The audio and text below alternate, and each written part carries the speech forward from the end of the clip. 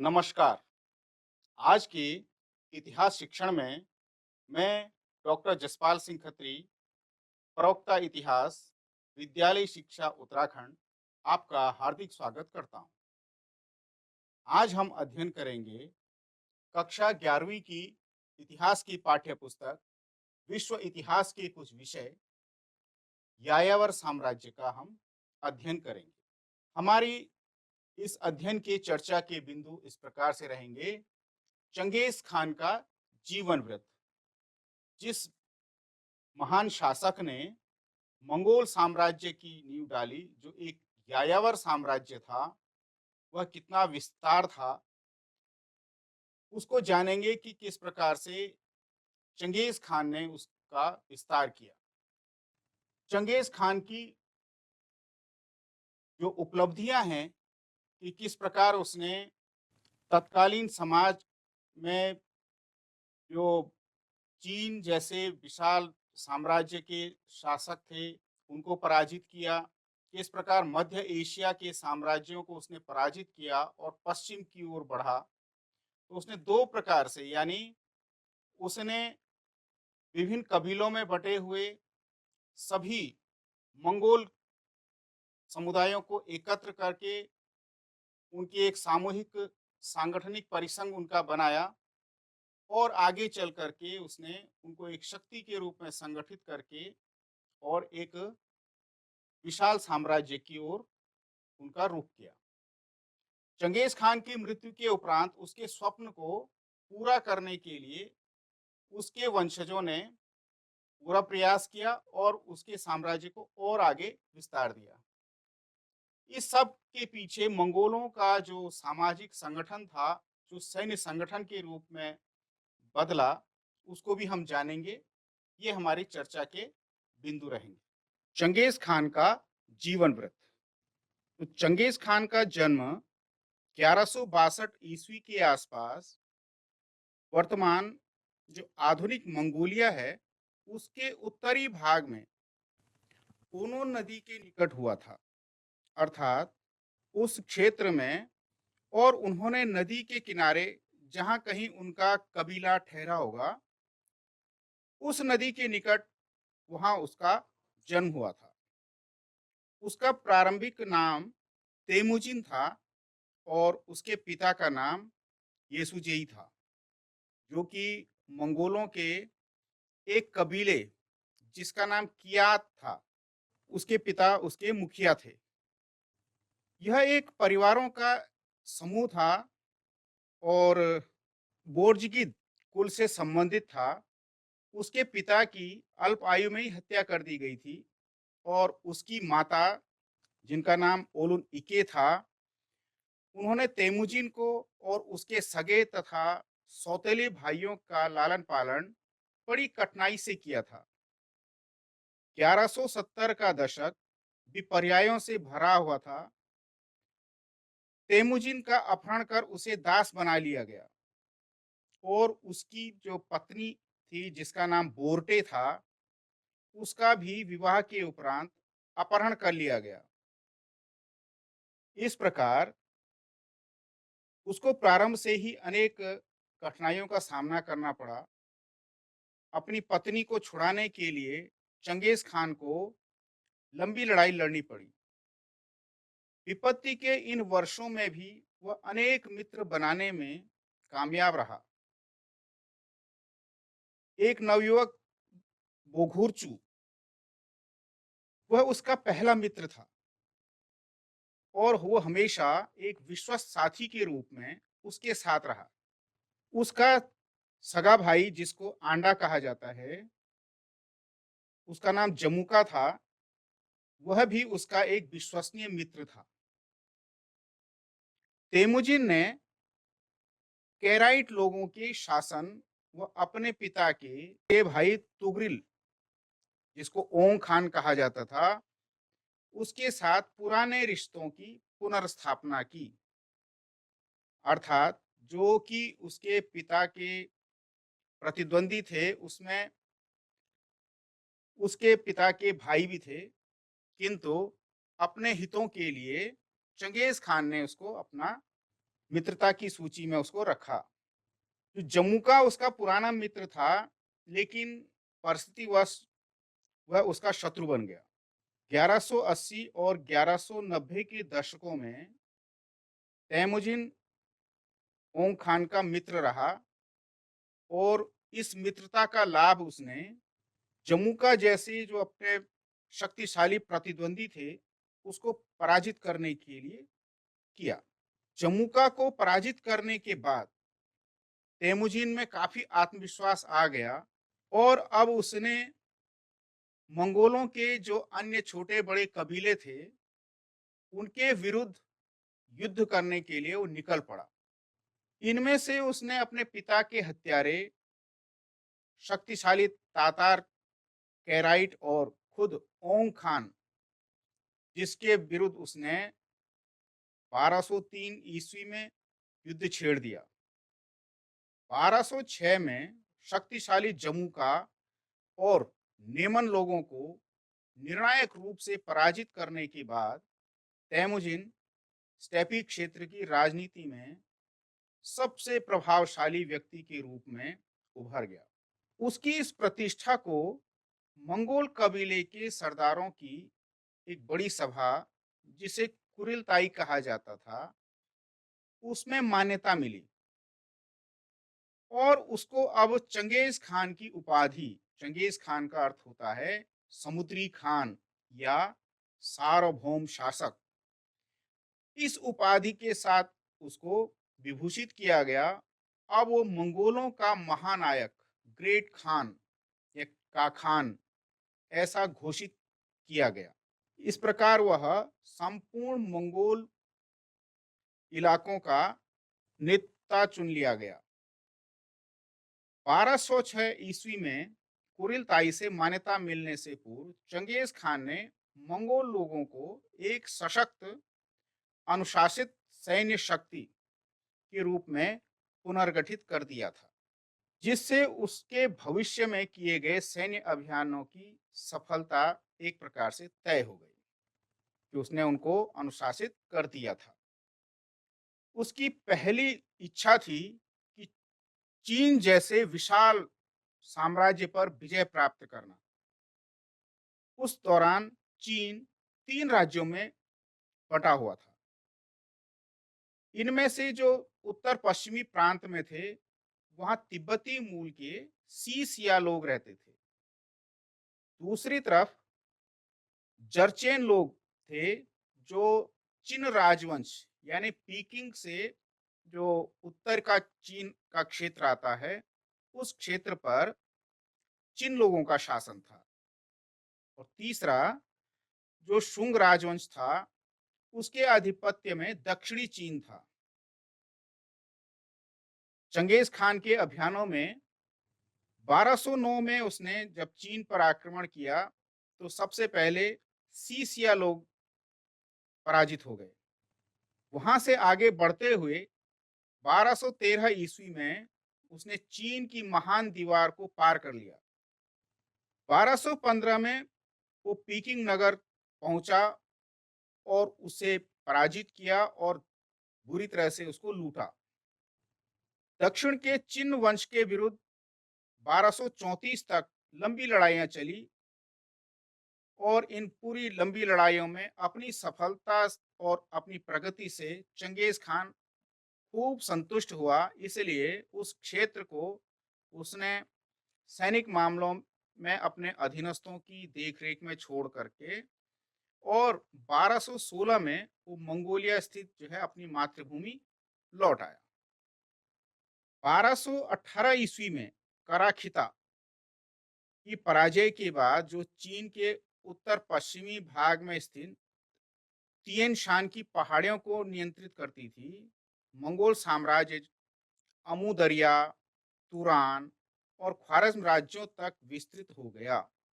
अर्थात अब वह चीन से हट करके पश्चिम की ओर को, मध्य एशिया की ओर को बढ़ा, जहां पर अमू दरिया बहती है।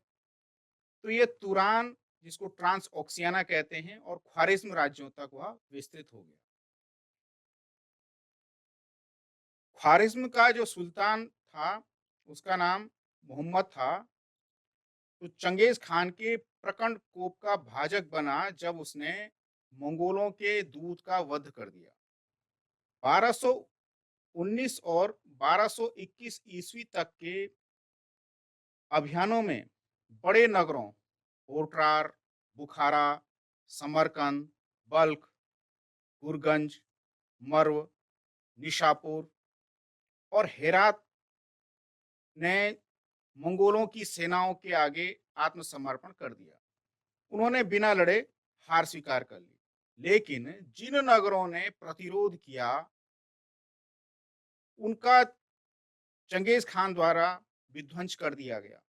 निशापुर में घेरा डालने के दौरान जब एक मंगोल राजकुमार की हत्या कर दी गई, तो चंगेज खान ने आदेश दिया नगर को इस तरह से विध्वंस कर दिया जाए कि संपूर्ण नगर में हल चलाया जा सके, अर्थात उसकी समस्त इमारतें जमीरोंद कर दी जाएं और उनको समतल मैदान में बदल दिया जाए।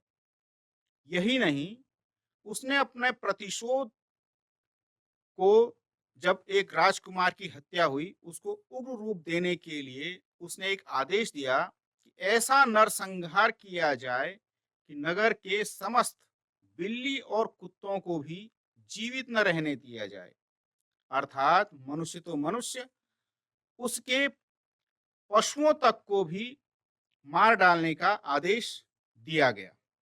एक हम यह जान देख सकते हैं कि मंगोलों ने किस प्रकार से विनाश किया। तो इस चित्र में मंगोलों द्वारा किए गए विनाश को हम देख सकते हैं।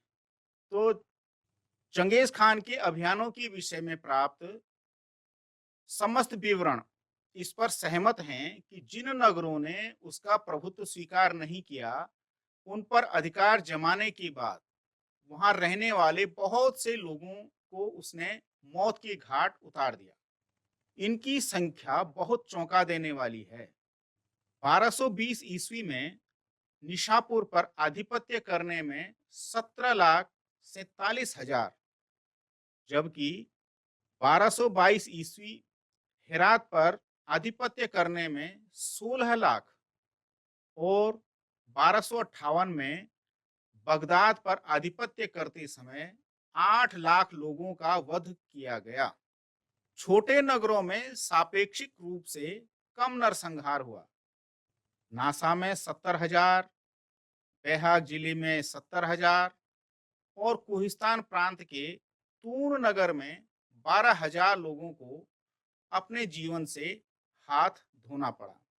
मध्यकालीन इतिवृत्तकारों ने मृतकों की इन संख्याओं का अनुमान कैसे लगाया होगा, इसे समझने के लिए इल खानों के जो फारसी इतिवृत्तकार जुवैनी हैं, उन्होंने बताया कि मरो में 13 लाख लोगों का वध किया गया। इस संख्या का अनुमान इस प्रकार से लगाया गया कि 13 दिन तक 1 लाख शव प्रतिदिन गिने जाते थे। इसके अलावा ये मंगोलों द्वारा किए गए जो अमानवीय अत्याचार थे, उसको इस चित्र के माध्यम से ध्यान से देखिए। इसमें मंगोल सैनिकों को क्रूरता करते हुए दिखाया गया है। जैसे बाएं और पहले वाला सैनिक फरसा लेकर और जो विरोधी लोग हैं उनके टुकड़े टुकड़े कर रहा है, और जो दूसरा बीच वाला सैनिक है वह शरीर के पैरों को काटने के बाद कहीं ले जाते हुए दिखाया गया है। जबकि तीसरा सैनिक जिस तरह से अंगारों में शिकार को जलाते हैं, उसी प्रकार उसे दिखाया गया है। यह चित्र दर्शाते हैं कि मंगोल कितने क्रूर थे, और इस चित्र का उद्देश्य इसलिए भी बनाया गया होगा ताकि मंगोलों का भय सभी लोगों पर रहे, जो विरोधी हैं उन पर हमेशा बना रहे। इस प्रकार से चंगेज खान ने मंगोल सेनाओं का नेतृत्व करते हुए अपनी सेनाओं को आगे बढ़ाया। तो मंगोल सेनाएं सुल्तान मोहम्मद का पीछा करते हुए अजरबैजान तक चली गई और क्रीमिया में रूसी सेनाओं को हराने के साथ-साथ उसने कैस्पियन सागर को घेर लिया। सेना की टुकड़ी ने सुल्तान के पुत्र जलालुद्दीन का अफगानिस्तान और सिंध प्रदेश तक पीछा किया, किंतु सिंधु नदी के तट पर चंगेज खान ने उत्तरी भारत और असम मार्ग से मंगोलिया वापस लौटने का विचार किया, परंतु वहां पर जो असहनीय गर्मी के कारण प्राकृतिक आवास की कठिनाइयों तथा उस समय बरसात थी और उसके ज्योतिषियों द्वारा बताए गए अशुभ संकेतों के आभास ने उसे अपने विचार बदलने के लिए बाध्य किया। अर्थात जलालुद्दीन मंगबरनी, जो कि ख्वारिज्म का राजकुमार था, उसका पीछा करते हुए जब चंगेज खान ने अपनी सेना के साथ सिंधु नदी के तट तक उसका पीछा किया, तो जलालुद्दीन बरनी ने उफनती हुई नदी में घोड़े सहित अपनी सेना को भेज दिया। इसके कारण उसके कई घोड़े बह गए थे।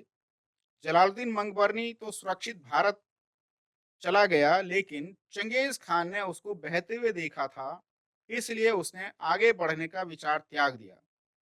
इस प्रकार दो बार चंगेज खान ने अपना भारत पर आक्रमण करने का विचार त्यागा। उसके इस विचार त्यागने के कारण भारत का सौभाग्य था कि चंगेज खान भारत पर आक्रमण नहीं कर पाया और उसकी क्रूरता के कारण भारत अछूता हो गया और मध्य एशिया और पश्चिम एशिया के आक्रमणों के समय नगरों के विनाश की जो संभवतः भारत के नगरों में भी ऐसी क्रूरता का सामना करना पड़ता।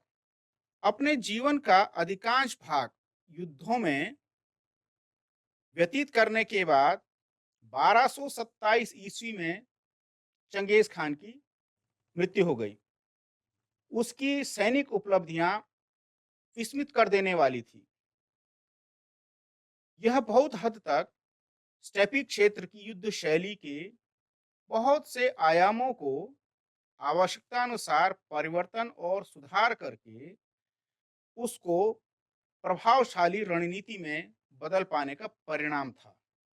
मंगोलों और तुर्कों के घुड़सवारी कौशल ने उसकी सेना को गति प्रदान की थी। घोड़े पर सवार होकर उनकी तीरंदाजी का कौशल अद्भुत था, जिसे उन्होंने अपने हमेशा के दैनिक जीवन में जंगलों में पशुओं का आखेट करते समय प्राप्त किया था। उनके इस घुड़सवारी तीरंदाजी के अनुभव ने उनकी सैनिक गति को बहुत तेज कर दिया। स्टेपी प्रदेश के घुड़सवार सदैव फुर्तीले और तेज गति से यात्रा करते थे। अब उन्हें अपने आसपास के भूभागों और मौसम की जानकारी धीरे धीरे हो गई, जिसने उन्हें अकल्पनीय कार्य करने की क्षमता प्रदान की। उन्होंने घोर शीत ऋतु में युद्ध अभियान प्रारंभ किए, क्योंकि वो ऐसे ही जलवायु के निवासी थे जहां कठोर शीत होती थी, तथा उनके नगरों और शिविरों में प्रवेश करने के लिए बर्फ से जमी हुई नदियों का राजमार्गों की तरह प्रयोग किया। यायावर लोग अपनी परंपराओं के अनुसार प्राचीरों को प्राचीरों के आरक्षित शिविरों में पैठ बनाने में सक्षम नहीं थे, क्योंकि यह जो नगरीय सभ्यताओं वाले राज्य थे, वो किले बना करके और सुरक्षित ठिकानों में रहते थे। लेकिन चंगेज खान ने उसका मार्ग बनाया। उसने घेराबंदी यंत्र, सेज इंजन कहते हैं इसे, और नेफ्था बमबारी के महत्व को शीघ्र जाना। उसके इंजीनियरों ने उसके शत्रुओं के विरुद्ध अभियानों में इस्तेमाल के लिए उसके चल उपस्कर यानी लाइट पोर्टेबल इक्विपमेंट का निर्माण किया, जिसके युद्ध में घातक प्रभाव होते थे।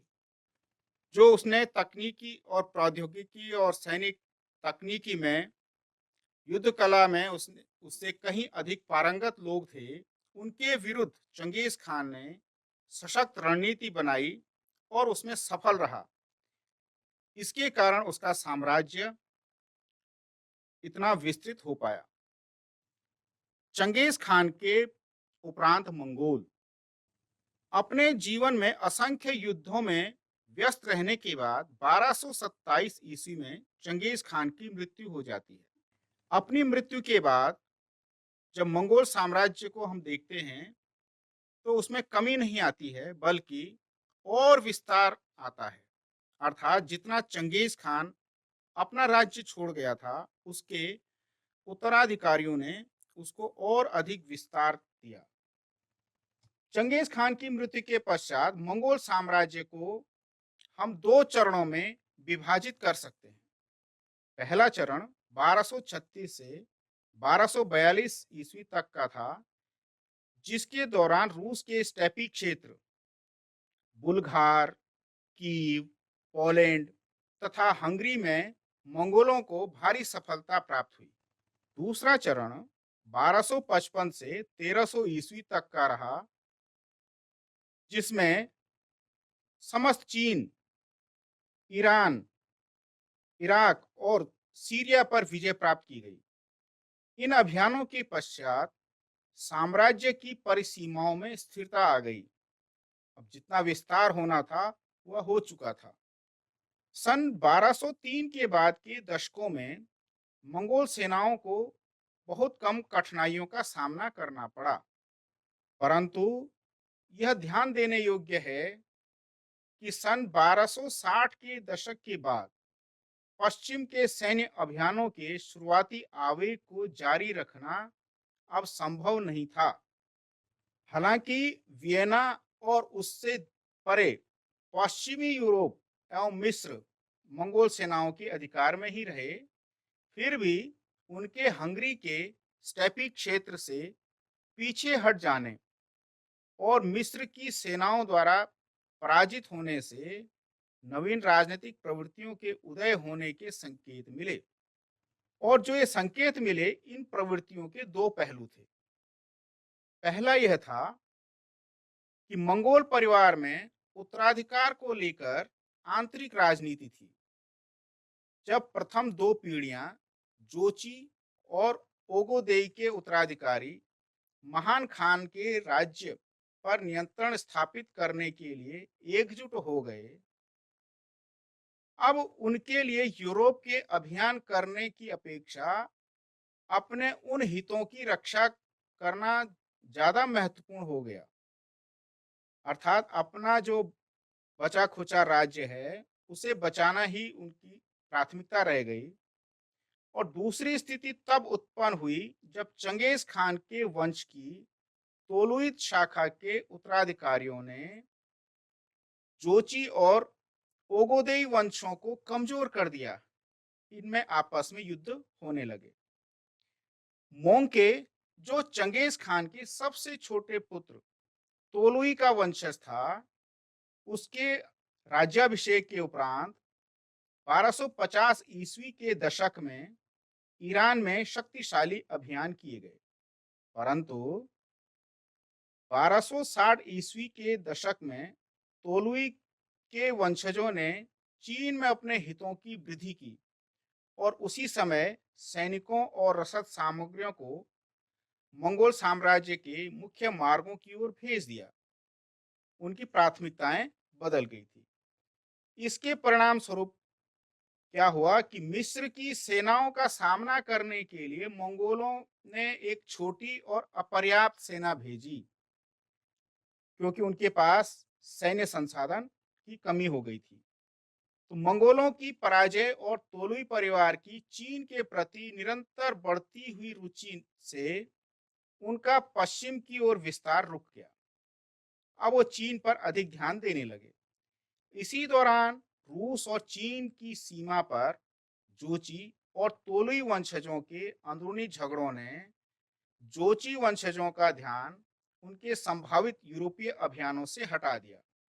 अब उन्होंने यूरोप को जीतने का विचार त्याग दिया। पश्चिम में मंगोलों का विस्तार रुक जाने से चीन में उनके अभियान ढीले नहीं पड़े, बल्कि उन्होंने चीन को एकीकृत किया। जो 3 भागों में बटा हुआ चीन था, उसको एकीकृत कर दिया। ये विरोधाभास है कि सबसे बड़ी सफलताओं को प्राप्त करने के समय ही शासक परिवार के सदस्यों के मध्य आंतरिक विक्षोभ दिखाई देने लगे। उसको हम इस प्रकार से देख सकते हैं कि इन्हीं वजहों से उनकी प्रगति में कुछ बाधाएं आई। ये उनकी चुनौतियां थी। हम मंगोलों के इस वंशावली को देख सकते हैं। इन चित्रों को ध्यान से देखिए तो चंगेज खान है, उसके 4 पुत्र हैं, जोची, चगताई, ओगोदेई, तोलोई। जो तुलई वंश है वो लंबे समय तक चला। इसी में अरिक बोखे, हलाकू, कुबलाई और मोंके मिलते हैं, जिनके नाम लंबे समय तक सुने जाते रहे। ओगोदेई का गोमुख हुआ। उसके बाद यह शाखा विलुप्त सी हो गई। चगताई की कोई संतानें नहीं हुई। जोची के बाकू, बाटू और बरके ये संतानें हुई। तो दरअसल चंगेज खान बहुविवाहित खान की अनेकों बच्चों के पिता थे। वो उनकी पटरानी बोर्टे के गर्भ से जन्मे चारों पुत्र उनके वंश की शाखाएं बने। उनके ज्येष्ठ पुत्र जोची के परिवार में कोई भी सूरमा प्रसिद्ध खान नहीं हुआ, यानी वो आ, खान नहीं बने। परंतु उस परिवार के पास अपार शक्ति थी। गोमुख की मृत्यु के पश्चात जोची के पुत्र पाटू के ओगोदेई के वंश को समर्थन से इनकार करने के कारण शक्ति तुलई वंश के पास चली गई, जिससे मोंके और कुबलई के लिए सत्ता के द्वार खोल दिए। तुलई, बरके और अरिक बोके की कोई प्रतिमा उपलब्ध नहीं है। घृणित नामी शूरवीरों यानी खानों के अतिरिक्त अन्य सभी को उनके परंपरागत मुंडे हुए सिरों के साथ दिखाया गया है। तो इनमें अधिकांश को मुंडे हुए दिखाया गया है, जिससे यह स्पष्ट होता है कि इनको बनाने वाले लोग मंगोल नहीं थे और उन्होंने इनके घृणित चित्र बनाए। मंगोलों का सामाजिक संगठन। तो मध्य एशिया की विभिन्न यायावर जनजातीय थी, जिनकी एक विशेषता थी कि उन्हें बहुत कठिन भौगोलिक परिस्थितियों का सामना करना पड़ता था। उन्हें हर समय जीवटता का परिचय देना पड़ता था और परस्पर युद्धों के लिए और प्रकृति की ध्रुवता का सामना करने के लिए तैयार रहना पड़ता था। मंगोलों और अन्य अनेक यायावर समाजों में प्रत्येक तंदुरुस्त वयस्क सदस्य को हथियारबंद होते थे, यानी सेना का हिस्सा होते थे। और जब कभी आवश्यकता होती थी, उन्हीं लोगों से सशस्त्र सेना उनकी बनती थी। विभिन्न मंगोल जनजातियों के एकीकरण और उसके पश्चात विभिन्न लोगों के खिलाफ अभियानों से चंगेज खान की सेना में नए सदस्य शामिल हुए। इससे उनकी सेना, जो कि अपेक्षाकृत रूप से छोटी और अविभेदित समूह थी, वह अविश्वसनीय रूप से एक विशाल विषम जातीय संगठन में परिवर्तित हो गई। इसमें उसकी सत्ता को स्वेच्छा से स्वीकार करने वाले तुर्की मूल के उइघुर समुदाय के लोग सम्मिलित थे। कैराइट जैसे पराजित लोग भी इसमें सम्मिलित थे, अर्थात उन्होंने कई समझौते किए और पुरानी शत्रुता के बावजूद उनको महासंघ में शामिल कर लिया था। चंगेज खान उन विभिन्न जनजातीय समूहों जो उसके महासंघ के सदस्य थे, उनकी पहचान को योजनाबद्ध रूप से मिटाने के लिए कृत संकल्प था। वो उसे उनकी एकता और अनुशासन के लिए बाधा मानता था। उसकी सेना स्टेपी क्षेत्रों की पुरानी दशमलव पद्धति के अनुसार गठित की गई, जो 10, 100, 1000 और अनुमानित 10,000 सैनिकों की इकाई में विभाजित थी। पुरानी पद्धति में कुल कबीले और सैनिक दशमलव इकाइयां एक साथ अस्तित्व में थी, यानी सैनिक कुलों और कबीलों के अनुसार थे और दशमलव प्रणाली में भी इकट्ठे थे। चंगेज खान ने इस प्रथा को समाप्त कर दिया। उसने प्राचीन जनजातीय समूहों को विभाजित कर उनके सदस्यों को नवीन सैनिक इकाइयों में विभक्त कर दिया। उस व्यक्ति को जो अपने अधिकारी की अनुमति लिए बिना बाहर जाने की चेष्टा करता था, उसे कठोर दंड दिया जाता था। यानी उसने कठोर अनुशासन लागू किया और उनको 10,000 सैनिकों के तुमुन में एक बड़ी इकाई बना करके गठित किया, जिसमें अनेक कबीलों और कुलों के लोग शामिल होते थे। यानी वे सभी एक एक टुकड़ी में शामिल हो जाते थे, उनकी विशिष्ट टुकड़ी नहीं होती थी। उसने स्टेपी क्षेत्र की पुरानी सामाजिक व्यवस्था को परिवर्तित किया और विभिन्न वंशों तथा कुलों को एकत्रित कर उसके जनक चंगेज खान ने उन सभी को एक नवीन पहचान बनाई और इस पूरे उसको उसने मिला करके अपने पुत्रों के अधीन इलाके बांट दिए, जिनको उलुस कहते थे। आगे चल करके उलुस में ही ये विभाजित हो गए। मूल्यांकन के दृष्टि से कुछ प्रश्न आपके लिए हैं कि चंगेज खान कौन था। चंगेज खान के विषय में बताएंगे कि किस प्रकार उसका जन्म होता है। उसके उपरांत वह धीरे धीरे संघर्ष करके और एक विशाल साम्राज्य का स्वामी बन जाता है।